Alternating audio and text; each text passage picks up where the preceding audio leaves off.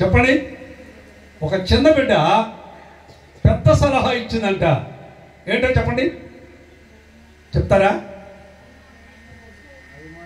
2వ రాజుల గ్రంథం 5వ అధ్యాయం 3వ వచనం.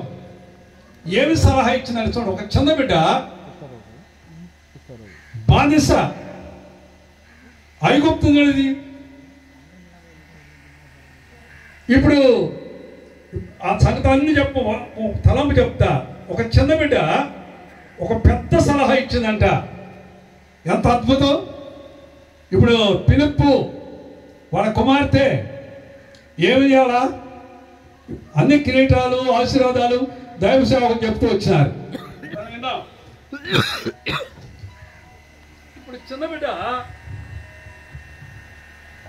బిడ్డ పెద్ద సలహా ఇచ్చిందంట. రెండోది, ఆ చిన్న బిడ్డకి ఒక కోరిక ఉందంట. మన పిల్లలకు కూడా ఏం కోరికలు ఉంటాయి చెప్పండి? చిన్నపిల్లలకి ఏం కోరికలు ఉంటాయి? అమ్మా చెప్పండి, ఏం కాదులే. మన పిల్లలకి చిన్న బిడ్డలకి ఏం కోరికలు ఉంటాయి? చాక్లెట్లు. మాట్లాడండి. ఇవన్నీ చిన్న బిడ్డలకి ఏం కోరికలు ఉంటాయి? కొత్త బట్టలు. ఇంకా అసలు మాట రాలే. ఆభరణాలు పెట్టుకోవాలని, కాళ్ళు గజ్జలు పెట్టుకోవాలని, మెడకు వేసుకోవాలని, చెవులు పెట్టుకోవాలని. నేను చెప్పేది కోరిక మాట. ఈ చిన్న బిడ్డకి ఒక కోరిక ఉందంట. ఒక పెద్ద సలహా ఇచ్చింది. రెండోది, మంచి కోరిక ఉంది. ఏం కోరిక చెప్పండి మీరు? ఇప్పుడు చదవండి 3వ వచనం.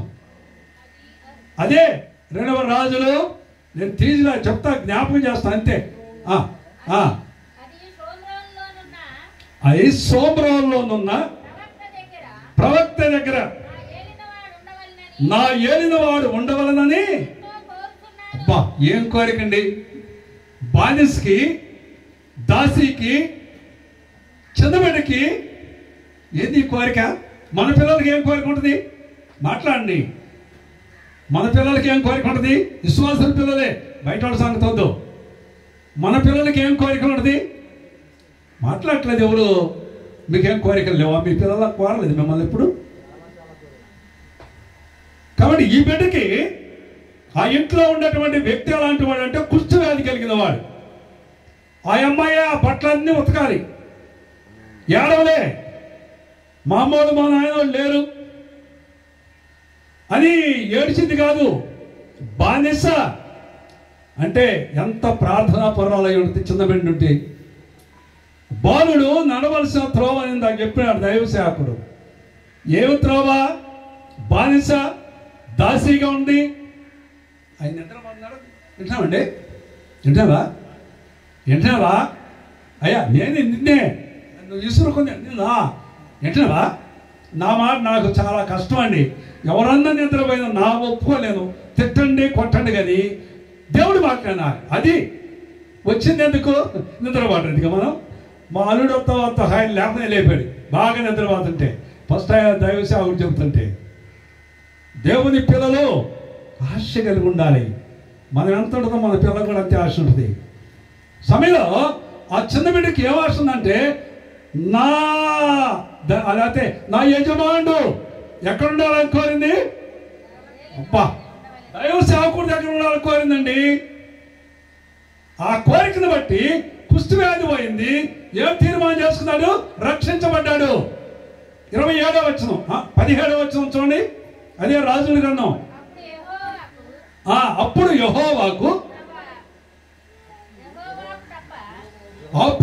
యెహోవాకు తప్ప అబ్బా ఏదైనా ఇతరమైన దేవతలకు ప్రైజ్ లార్డ్. ఎంత అద్భుతం అండి ఆ చిన్న బిడ్డ కోరిక. ఆ బిడ్డ కోరికను బట్టి ఆ కుష్ఠ వ్యాధి కాదు, కుష్ఠ వ్యాధి పాపానికి సాదృశ్యం. ఇప్పుడు పాపం పరిహారం అయ్యి ఇప్పుడు తీర్మానం చేస్తున్నాడు. ఏ దేవతకి, దేవుడికి, గుడులకి పోదాం, మొక్కదాం. యెహోవాయే దేవుడు, ఆయన్నే మొక్కుతా, ఆయనే రక్షకుడని తీర్మానం చేసుకొని రక్షించబడిందండి. ఒక చిన్న బిడ్డ కోరిక చూడండి. నేను మళ్ళీ చెప్పలేదు కానీ చాలా సంగతి ఉంది. మరి దేవుని కోరిక ఏందో చెప్పండి. ఇప్పుడు చిన్న బిడ్డ కోరికేమో ఒక గొప్ప సలహా ఇచ్చిందని చెప్పి మర్చిపోకండి. ఆ చిన్న బిడ్డ సలహా అంత పరాక్రమశాలి ఎన్నాడు, వెళ్ళాడు, రక్షించబడ్డాడు, ప్రభువుకి సాక్షిగా జీవించినాడు. మరి మన పిల్లల కోరిక ఎవరన్నా రక్షించబడుతున్నారా? ఎవరన్నా ప్రభు దగ్గరకు వస్తున్నారా? ఆలోచించండి. పిల్లలకి అంటున్నా, పెంచుతున్నాం, తిరుగుతున్నారు, వాళ్ళు కొంచెం వచ్చి రాగతాలకే చెప్పండి ఎట్లా? అంతా మన పిల్లలే రోడ్ల మీద తిరిగేది, అంతా మన పిల్లలే, అన్నీ కోరేది మన వాళ్ళే. ఈనాడు దేవుని పిల్లలంగా మొట్టమొదటిగా మన జీవితంలో మన పిల్లల కోరిక, దేవుని కోరిక చెప్తారు ఎవరన్నా? దేవుడికి ఒక కోరిక ఉందంటండి. యెషయా గ్రంథం 48వ అధ్యాయం 18వ వచనం. యెషయా గ్రంథం 48వ అధ్యాయం 18వ వచనం. దేవుని కోరిక ఇది. అమ్మ తీసుకొని వాళ్ళు కూడా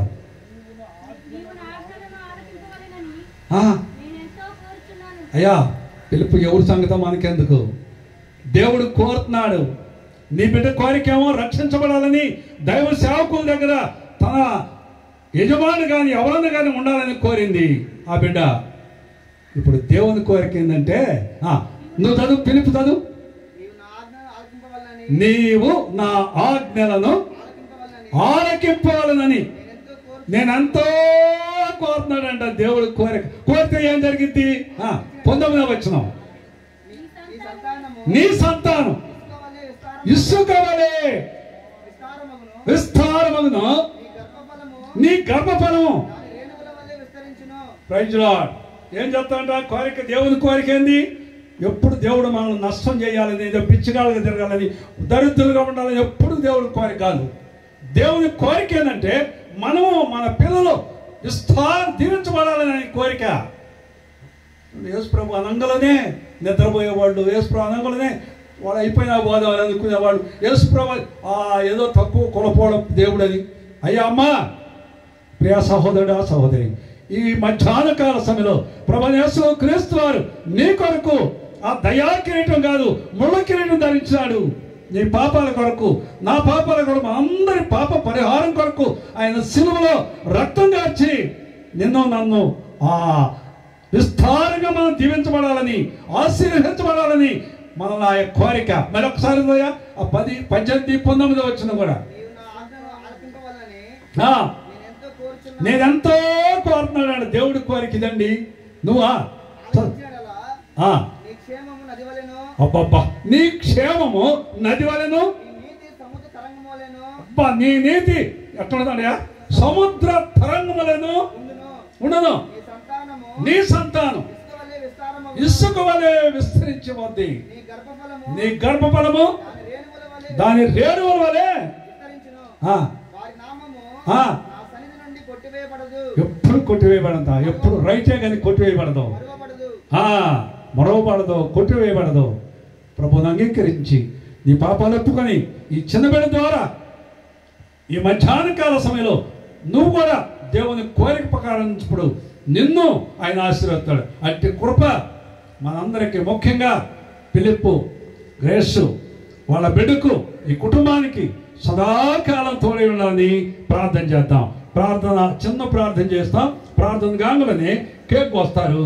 తర్వాత మనం ముగిస్తాం, ఆఖరి ప్రార్థన చేస్తాం. ఎవరు వెళ్ళిపోకండి, మీకు అందరికీ భోజనాలు ఏర్పాటు చేస్తున్నారు.